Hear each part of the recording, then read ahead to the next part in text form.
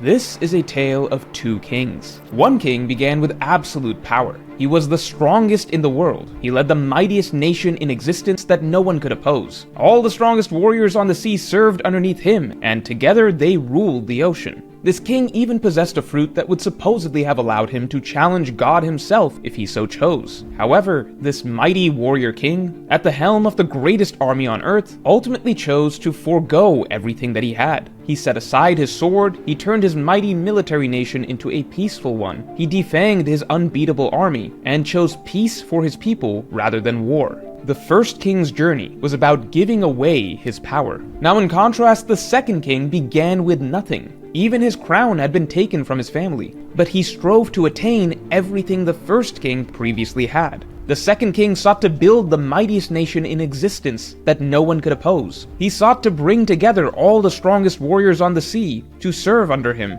He sought to find a fruit that could allow him to topple God himself. He sought to become the ultimate warrior king at the helm of the greatest army on earth so that he could wage war against the heavens. The second king's journey was about striving to attain power, and yet both kings' journeys end in tragedy, as each of them failed to understand a fundamental truth that their counterpart had realized. The point of the parable of Harald and Rox was to establish One Piece's thematic messaging on the nature of what it takes to wage war and the nature of what it takes to attain peace, by telling two stories running in reverse. One man gifted from the start with all the capabilities to wage war, who spent his life undoing it all in order to chase peace, and the other man given nothing from the start, who spent his life pursuing the capabilities to wage war. And the beauty of Oda's storytelling is that on the surface, readers may feel as though it would all have been simpler if Harald hadn't quote-unquote gone soft and turned Elbaf soft.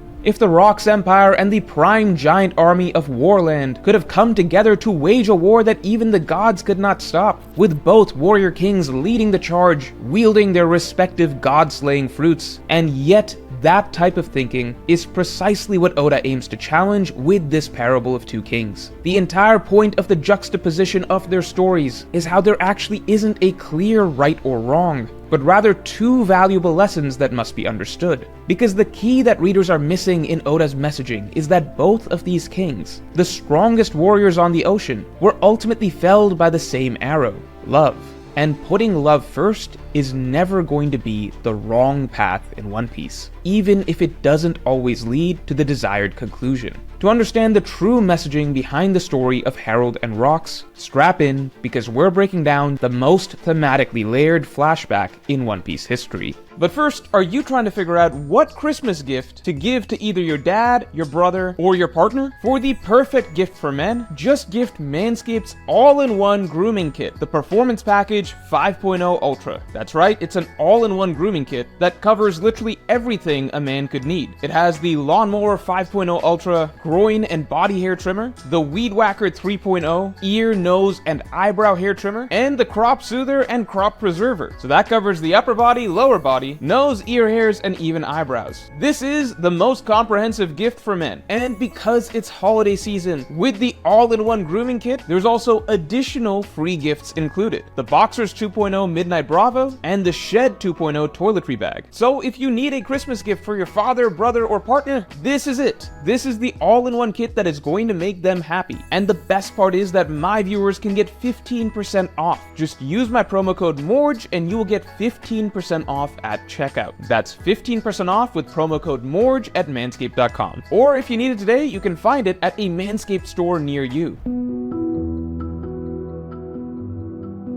So that aside, Rox and Harald both aimed to change the world, but they both chased their dreams through different methods. Rox chose to fight the world directly through violence, but lost, whereas Harald tried to fight through pacifism, but failed. If that sounds remarkably like the contrasting paths of Fisher Tiger and Otohime, that's because it is. Rox and Harald is another play on the same ideas of Fisher Tiger and Otohime, but with added layers. Just as with Fisher Tiger and Otohime, the point isn't that either Rox or Harald is fundamentally wrong for choosing the path that they each did. Oda is not trying to tell a story that is as straightforward as that. However, many readers may feel that it is Rox who was in the right and Harald who was in the wrong. And so we will explore that first. A simple way to sum up the divergence in reader sentiment towards Rox and Harald is to look at the defining moment for each character. Rox's signature moment, that immediately made him an icon in the story, was him kicking off his journey by storming Marijoa and confronting Emu to his face, directly throwing down the gauntlet in front of God himself to fight him in the future. Rox promising that one day he will take everything Emu has. Whereas with Harald, his defining moment is the complete opposite. Harald's defining moment is also at Marijoa just like Rox, but instead of calling for a fight, Harald rips off his horns and willingly submits in a plea for peace. Now obviously Rox's scene draws far greater admiration from readers, because inherently displays of strength and willingness to fight are usually what stands out as most impressive to readers. But in reality, Oda's most prevalent messaging, from literally chapter 1 of the story, is that the true greatest act of strength that one can exemplify is actually choosing not to use one's strength and choosing humility instead. This is what we've seen over and over in One Piece. Oda loves writing scenarios where a mighty warrior, who undoubtedly has the ability to fight, who is fully capable of tremendous, unstoppable violence and force, instead chooses to humble himself and throw that away for something greater than oneself. And this is especially significant for Harald, because the entire point of Harald's story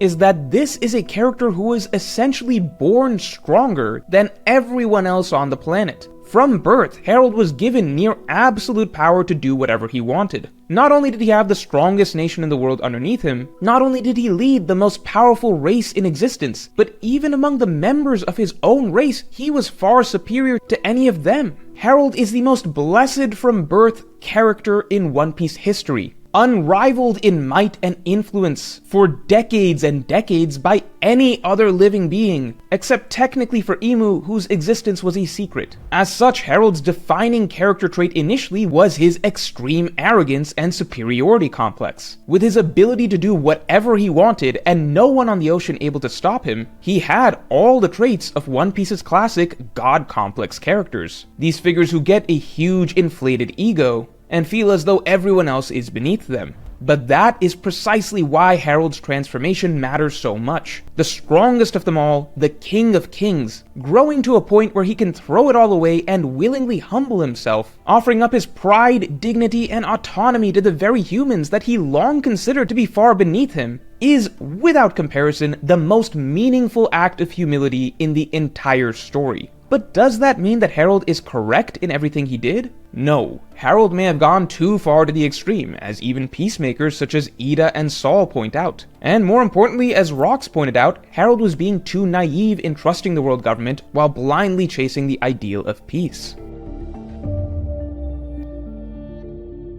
But I think readers may also misunderstand a bit of where Harald's naivety comes from, because I think people don't fully grasp how different Elbaf's situation is from every other race and nation in One Piece that we'd seen before. Up till now, the world government to us so far in the story has consistently been this symbol of oppression in One Piece. And over we can so clearly see that this is a story where every island is at the mercy of the world government, under its thumb. And so logically, everyone should be trying to overthrow this great oppressive force and fight for freedom. But the thing about Harald and the Giants of Elbaf is, they are the first race in One Piece, where freedom was never the problem. Their problem was never that they were oppressed. In fact, for centuries, they were the oppressors, because they are the first race in One Piece that actually had too much freedom. Their race was so strong that they literally just did whatever they wanted to whoever they wanted, wherever they wanted, and no one could stop them for centuries. That's why Emu craves them as soldiers so badly. They were the one race that the world government itself could never check. Unless Emu himself chose to fight, of course, which he doesn't like to do.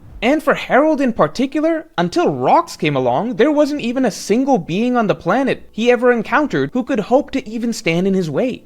That is what is so insanely unique about the story of Elbaf. All throughout One Piece, it's been island after island that suffered from a lack of freedom due to the world government. But Elbaf is the first island that suffered from too much freedom. And their problem was actually that they became hated because they abused that freedom. Such that while every other race dreams of freedom from the world government, Elbaf dreams of acceptance. And their king realized that the only way that they could be accepted after abusing their freedom for so long was by actually choosing to give up his freedom and working for the world government so that the island may be accepted by the world. So essentially, Rox and Harald are speaking different languages to each other. Rox is coming from the perspective of being the underdog, who wants to fight the great oppressive force. Harald is coming from the perspective of believing that he and his people have been the great oppressive force this entire time, and all he wants is to surrender as much of that power so that he can live as equals with the humans. Harald simply views the world government as the organization that he must deal with in order to make that sort of peaceful bond happen. And Harald literally doesn't understand Rox's goals for rebellion because for the Giants of Elbaf, there was never anything to rebel against. They already could do whatever they wanted. Even though Harald could see that the world government was flawed, like Rox said, remember, Harald got a quick taste of what happens if he fights the world government. The world government controls the narrative that people believe. So with just one brief instance of Harald acting undiplomatically, and the world government quickly told the world that, hey, the Giants are violent, you should all hate the Giants again. Harald's problems can't be solved by violence, because unlike everyone else in One Piece, he and the Giants are not seeking freedom, they are seeking acceptance, and the world government are the ones who tell the people of the world who to accept. Harald has to play by their rules if he wants Elbaf to be accepted.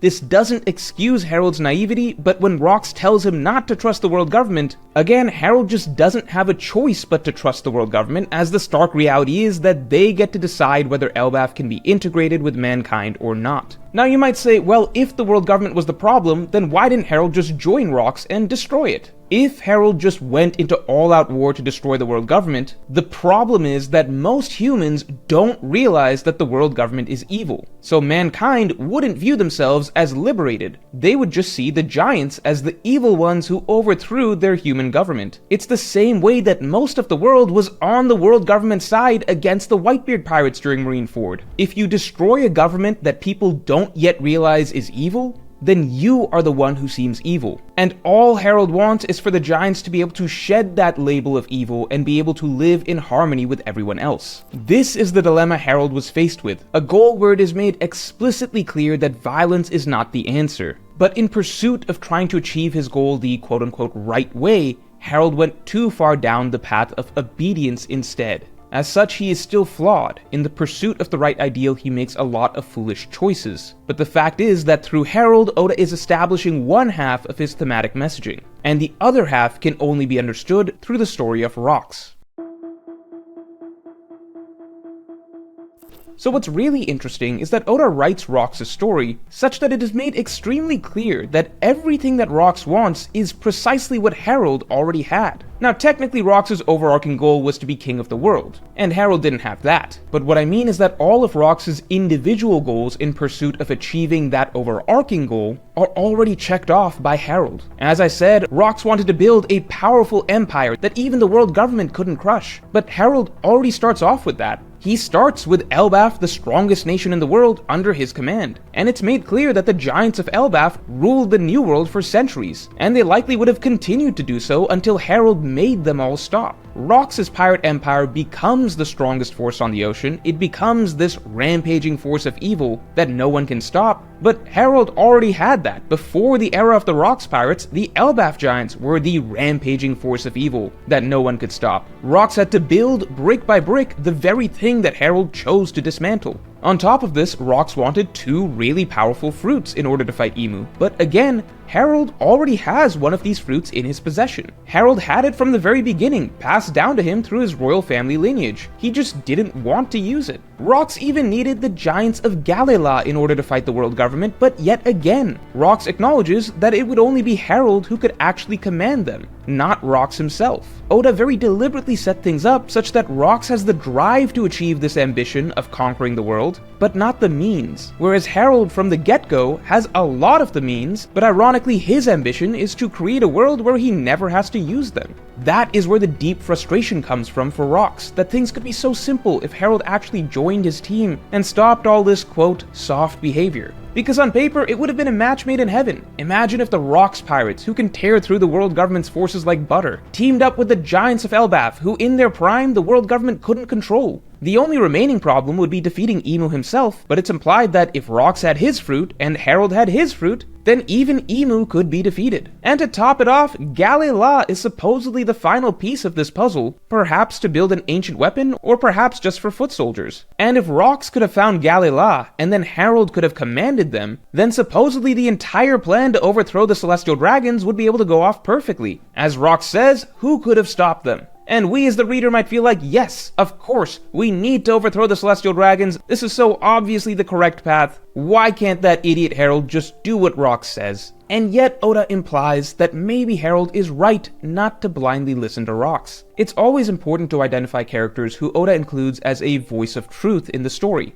and Ida is certainly presented as one of those voices. It is made unequivocally clear that Ida teaching Harald to give up his violent ways was correct in the grand scheme of things. Because here's the one idea that absolutely must be understood, not just about the story of Rox and Harald, but about the story of One Piece in general. In One Piece, oftentimes, standing by an ideal is correct, even if it leads to a bad outcome. In One Piece, it's not always about the result, it's about the principle. Following the right principle will not always get you what you want. That's precisely why it's the hardest path to follow. But the point is always that if enough people follow the right principle, and that principle continues to be taught and passed on, then over time, good things will happen. What is made clear is that even if Harald is following an undeniably stupid path in the long run, being so committed to a peaceful future of Elbaf that he ends up naively working for the greatest evil on the ocean, the place it is coming from is still pure, because it is out of love. Love for the nation of Elbaf.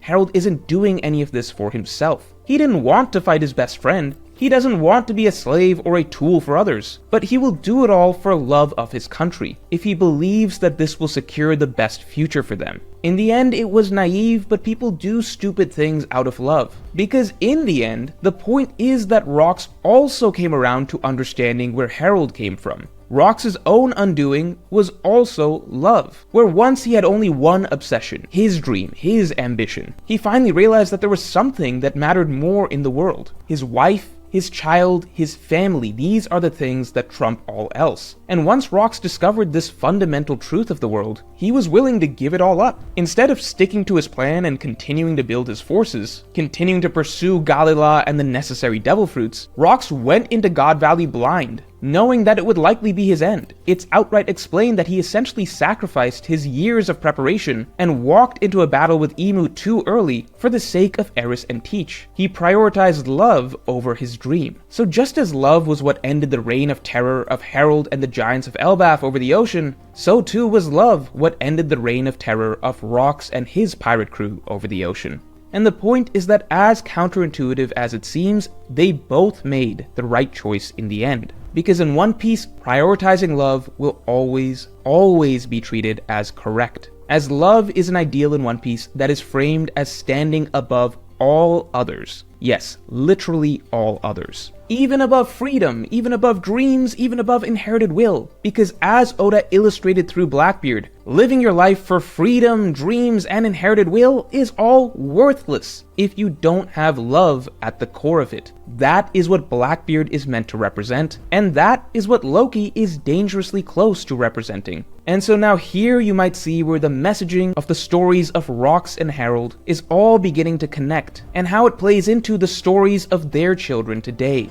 But before we get into it, it's time to lose your shit, because we are doing a huge holiday sale where you can buy 2 posters and get 4 free. That's right. Buy 2, get any 4 free. And we mean any 4 because for this December only, we are bringing back all our poster collections. All the island posters, all the ships posters, and of course all our boss posters. And we even have new posters for these collections. Maxim, the Sea Train, Ace's Ship Striker, Garling, Shamrock, and for December only, we have the Skypiea version of Going Merry and Dami Reversi Rocks. Just mix and match any posters you like from across all collections, and the huge discount will be automatically applied at checkout. After this December, the whole deal goes away, along with the Going Merry and rocks. Lastly, you also have a chance to win any complete collection of your choosing for free just by following us on our One Dream Studio Instagram page. We'll be picking a winner from all of our followers on December 9th, so go follow now because it's coming up fast. And anyone who makes a purchase gets a double entry into the giveaway, so get your holiday poster deals now while you can.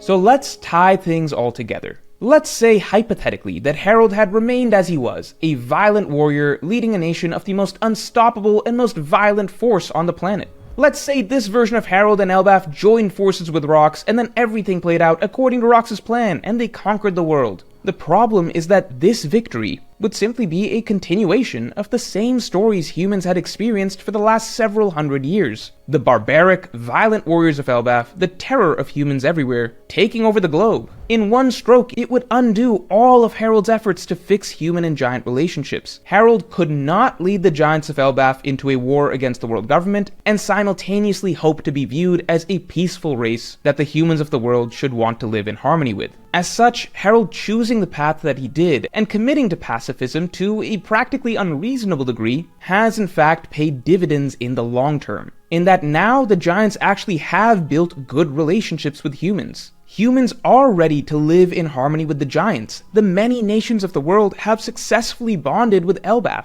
and so thanks to all that groundwork being laid, now, in the near future, when the world government finally takes off its mask and reveals itself as evil and enacts its great cleansing, only then, after mankind has finally opened its eyes and begun its fight for freedom, can the giants now join them in that fight as true, trusted, valued allies on the same side. Harald following the path of putting love first before war will ultimately make the world a better place in the long run, even if it got him killed in his own lifetime. Similarly, Rox giving up his own ambition to become king of the world by prioritizing his love of his wife and child, while it did cause his tragic end, at the same time this doesn't change the fact that he was fundamentally right to do so. It's not about the actual outcome, the principle that is followed matters more. Because if Rox were the type of man to abandon the ones that he loves because it would risk his dream too much, then sure, he would have been more likely to succeed in his ambition in the long run. He certainly wouldn't have died at God Valley. Maybe he could have gone all the way, completed his plan, and become king of the world. But what a terrible, terrible king he would be. A heartless monster, a man who loves no one, who would abandon his wife and child to die. A heartless monster with only selfish desire in his soul. That is who would be taking over after Emu. The world would be absolutely no better off from that kind of man taking over.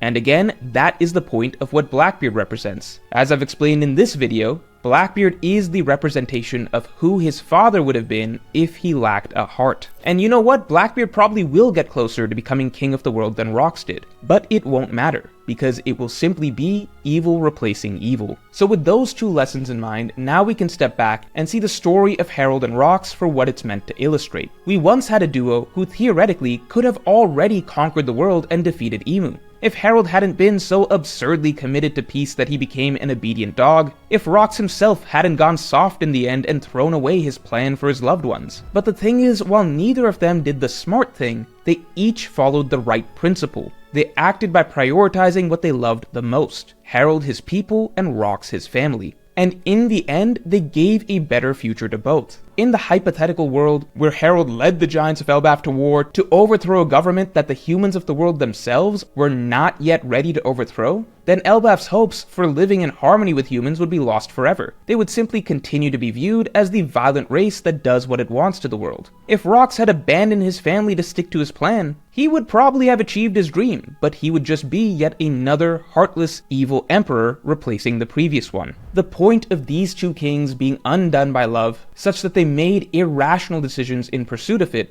is one of One Piece's greatest tragedies, but we can see in the modern day why sticking to this right path, why sticking to the path of love, even if it leads to a tragic outcome, is necessary, as Blackbeard, devoid of his father's love, is barreling towards a very dark future. And Loki, the complete opposite of his peace-loving father, is instead blindly seeking more war and more violence due to being deprived of love as a child. But the difference is that Loki's heart can still be saved. He can still learn the value of love. And that is the concluding chapter of the story Felbath that we are heading towards in the modern day. So let me know in the comments below if you can appreciate the parallel stories of these two kings a bit more in retrospect. And if you enjoyed this video, then definitely like and subscribe. And if you want to hear how I think Loki and Blackbeard's stories will play out as opposites, then you can listen to my weekly podcast that just dropped by becoming a member or by supporting me on Patreon. Link in the description below.